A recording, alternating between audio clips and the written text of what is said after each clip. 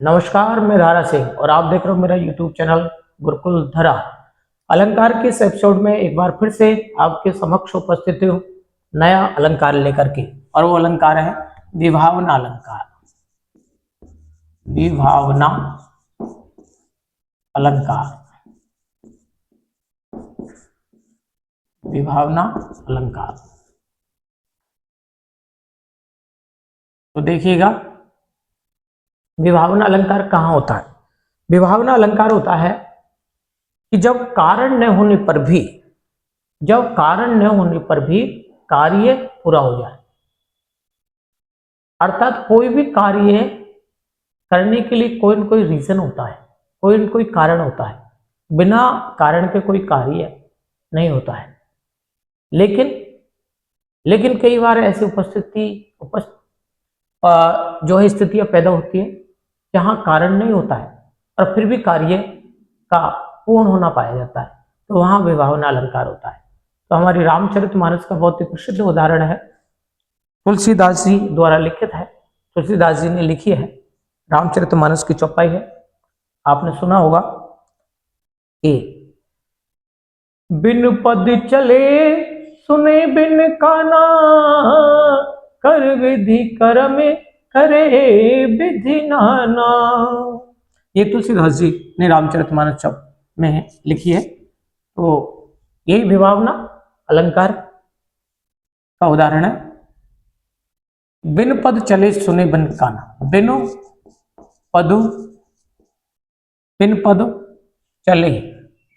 चले सुने बिन काना। बिन पद चले सुने बिन काना, कर विधि कर्म करे विधि नाना। कर विधि कर्म करे विधि नाना। तो देखिए, इसका अर्थ और भाव बहुत खूबसूरत है। तुलसीदास जी लिखते हैं कि बिन पद कहते हैं पैर, बिन यानी बिना पैरे के, और चलते हैं। अर्थात हमको और सभी को, संसार में जितने प्राणी हैं, जीव जंतु हैं, जिनके पैर होते हैं, भगवान ने पैर दिए हैं, तो वो पैरों से चलते हैं। तो बिन पद चले, और हम सब सुनने के लिए हमें क्या दिया? कान दिए हैं। और कर कहते हैं हाथ। कर विधि कर्म करे विधि नादा। कर्म यानी कार्य, विधि यानी अनेक प्रकार के कार्य करना, तो बताया है। और हाथों से हम अनेक प्रकार के संसार में कार्य करते हैं, कर्म करते हैं। लेकिन अब ये तो हुआ अर्थ। अब भावार्थ देखिए, तुलसीदास जी क्या खूबसूरत लिखा है रामचरितमानस में कि बिन पद चले सुने बिन काना। अर्थात परम पिता परमात्मा ईश्वर ऐसे हैं जिन्हें चलने के लिए पद की आवश्यकता नहीं होती। बिन पद, वो बिना पैरों के ही एक स्थान से दूसरे स्थान पर गमन कर जाते हैं, अर्थात चले जाते हैं। और सुने बिन काना, और उनको सुनने के लिए कानों की आवश्यकता नहीं है। वो कभी भी किसी के द्वारा कही गई बात को, चाहे आप मुख होकर के उनसे प्रार्थना करो, ये भगवान मुझे ये चाहिए, सच्चे दिल से मन से प्रार्थना करते तो वो अवश्य सुनते हैं। तो उनको सुनने के लिए कानों की आवश्यकता नहीं है। और कर विधि कर्म, और उनको कर्म करने के लिए हाथों की भी आवश्यकता नहीं। कभी तो बहुत सारी जो है कहानी आती है भगवान के बारे में, का जो है प्रसंग आता है कि भगवान ने ऐसा किया, अपने भक्त प्रहलाद की लाज कर रखने के लिए भगवान दौड़े दौड़े चले आए। तो उनको तो क्या है कि पैरों की आवश्यकता नहीं, वो तो कहीं भी पहुंच जाते हैं। भक्त प्रहलाद की रक्षा करने के लिए किस तरह से वो पहुंच गए, द्रौपदी की लाज रखने के लिए किस तरह से भगवान जो है दौड़े दौड़े चले आए।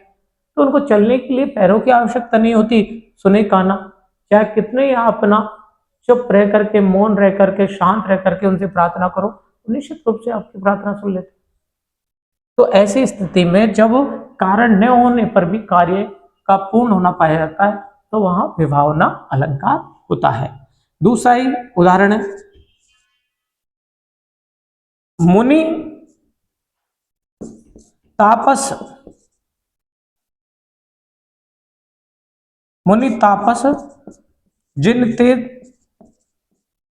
जिनते दुख लहे, जिनते दुख लहे ते नरेश, नरेश कहते हैं राजा, ते नरेश बिनु पावक, बिनु पावक देह। अर्थात क्या है कि अब इसका अर्थ और भावार्थ समझिएगा, ये भी रामचरितमानस का ही। तुलसीदास जी लिखते हैं, मुनि तापस जिनते दुख लही। तुलसीदास जी कहते हैं कि मुनि महात्मा लोग, तापस यानी तपस्वी लोग, यानी मुनि लोग, तपस्वी लोग, जिनते दुख लही, जिनसे उनको दुख की प्राप्ति होती है, जो उन्हें दुख देता है, देते हैं। किनको? मुनियों को, तपस्वियों को। अर्थात जो लोग इनको दुखी करते हैं, ते नरेश, ऐसे राजा या कोई भी हो, बिनु पावक देही, वो बिना पावक, पावक कहते हैं अग्नि, आग, जो मुनि और तपस्वियों को दुख देते हैं, ऐसे राजा बिना पावक के ही, बिना आग के ही, और वो नष्ट हो जाते हैं, जल जाते हैं आग में। अब ये तो अर्थ है इसका। अब बताइए, जलने के लिए, अर्थात जलने के लिए कारण होना चाहिए। कारण क्या? आग होनी चाहिए। आग होगी तभी तो कोई जलेगा। लेकिन यहां पर बताया है, तुलसीदास जी लिख रहे हैं, ऐसे राजा जो मुनि और तपस्वियों को दुख देते हैं, कष्ट देते हैं, ऐसे राजा बिना अग्नि के ही नष्ट को प्राप्त हो जाते हैं, आग को प्राप्त हो जाते हैं या जल जाते हैं। अर्थात इसका भावार्थ क्या हुआ कि ऐसे राजा जो दुष्ट राजा होते हैं और जो मुनि तपस्वियों को विभिन्न प्रकार से दुख करते रहते हैं, दुखी करते रहते हैं, ऐसे राजा जो है, ऐसे राजा उनका जीवन जो है पूरे कर्म करने से उनका जीवन जो है वो पश्चाताप की आग में जल करके और पाप की आग में जल करके और नष्ट हो जाता है। अर्थात उनका सांसारिक जीवन तो खराब होता ही होता है, अपितु उनका क्या है, जो है पारलौकिक जीवन जो है, दूसरा जीवन जो है वो भी खराब हो जाता है, नष्ट हो जाता है। ये दोनों उदाहरण जो है, तो ये किसके हैं?